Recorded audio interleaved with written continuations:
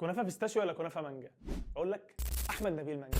بنتكلم عن لاعب طلع للفريق الاول من النادي الاهلي من صفوف الناشئين في موسم 2009 2010 وكان موجود مع الفريق لحد ما كسب الكونفدراليه في 2014 وفي الوقت ده شارك مع الاهلي في كاس العالم للانديه ودوري الابطال والكونفدراليه والدوري قبل ما يتوقف وكان لاعب خط وسط مبشر والمفروض ان هو يكمل ويحمل رايه خط وسط النادي الاهلي من اللي قبله. حتى في النص طلع اعاره كده لتليفونات بني سويف عشان يشارك وياخد احتكاك اكبر، لكن بعدها ما بيتطورش ويوصل للمستوى المطلوب عشان الاهلي يستغنى عنه وشفناه بقى بيتنقل ما بين سموحه والاتحاد السكندري وقضى تقريبا مسيرته كلها هناك لحد بقى السنه الاخيره في مسيرته من سنتين كده شفناه بينزل ويلعب في دوري المحترفين مع نادي وي ولعب موسم واحد وبعديها قرر اعتزال الكوره تماما وهو عنده 33 سنه عشان يبقى في دولاب بطولات وسبع القاب حققها مع النادي الاهلي وبعدها يتجه للتدريب ويتولى الاداره الفنيه لتليفونات بني سويف. بس سيبك انت، احلى افيه اتقال على مانجا هو افيه كابتن محمود بكر الله يرحمه. على هذا الولد مانجا ده ويبدو ان هو انفونس ولا حاجه.